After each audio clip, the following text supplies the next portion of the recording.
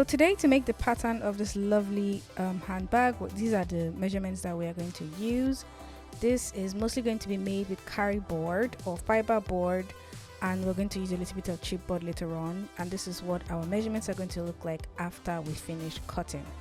So first, we are starting with the main piece here, which is 59 by 22 pieces, and we are literally going to carve out our shape from this. So first of all, on the lower side of this, we're going to mark out 1 centimeter from either end and sort of just connect it with our joining lines. These lines mark the borders for the different parts of the bag. So this is the part that's going to be under the flap. So we are going to leave the base at 22 centimeter, but we want to taper the bag just a bit, so we're just removing 1 centimeter from either side. So it's going to look like this afterwards. But now we're going to the flap itself. But before we cut out our edges, we do the same thing. We mark out 1 centimeter on either side, and we're going to do the same thing on the next 2 lines. This means that we're going to join the end, the front, the top.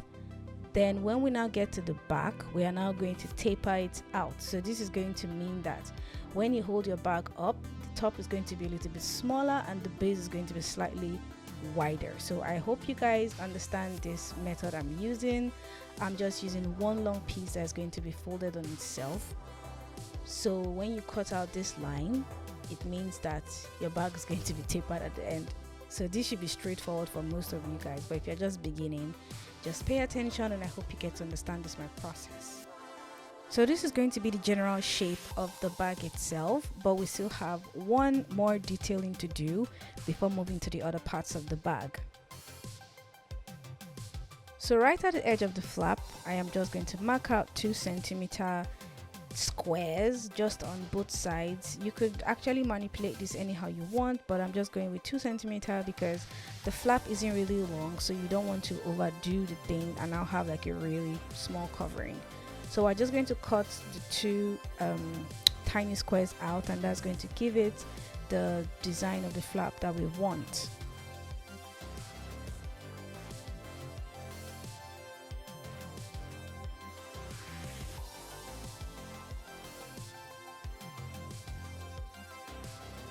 So after doing that, we are just going to go around with the blade. I don't cut it through, I just cut only the top layer, and this is so that when I fold it, the folds are much more angled instead of having like a round feeling. I want the bag to be really structured, and I want my edges to be very sharp. That is why I use this method from time to time. So this way you can sort of give the illusion that it's a box bag, even though it's just one long piece you use for the entire thing. So now we have the shape of the bag out. We move to the next thing, which is cutting out a piece for the under part of the bag flap. There is actually chipboard. It makes so much sense because it's way more thinner than carry board, or rather fiber board. So this way, when you open your bag, you don't just get to see the lining, you just sort of see the same material for the outer part and the inner part of the flap. So we're just going to mark out the front of the flap and the top of the bag only, and that's what we're going to cut out in our chipboard. So you want to be as careful as possible because these pieces that you're cutting out, they actually have to be identical. What am I saying? They have to be identical, so when you wrap them in synthetic leather and you join them, they actually should fit perfectly. That is why I just traced it instead of drawing a new one instead.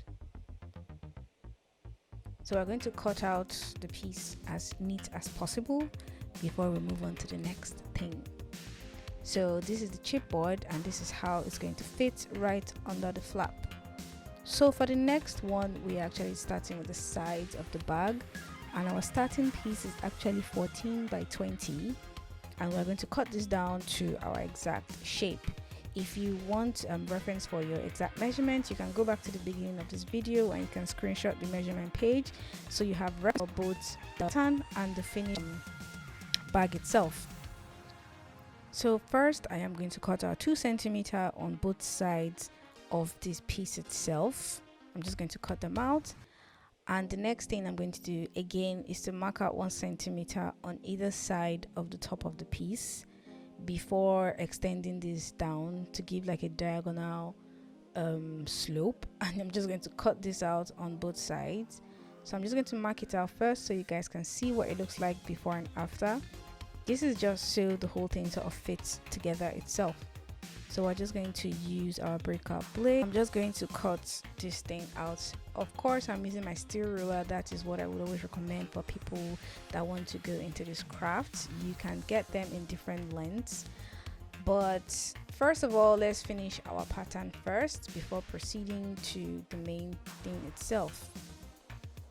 Alright, so now I'm using my binder clips and I just want to sort of test our pattern pieces together. I always like to do this. This is like the ultimate test to know and to be sure if your work is actually correct or not. Even before you start making your bag, if you do this paper test and it fits together, then there's like a 99% chance your bag is going to come out well. But if it doesn't fit at this stage, then this is a sign that you should probably make some adjustments or make some corrections.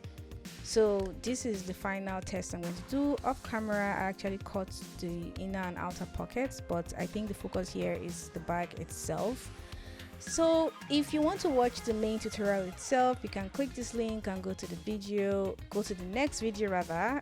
What do you guys think about this shape? I really like it. I haven't done this type of flat before and I think it's really interesting, even though it's a kind of common design. For some reason I've never done this.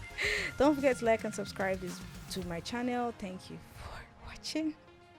I am out of words, I'm tired, and I'll see you in my next video. Bye.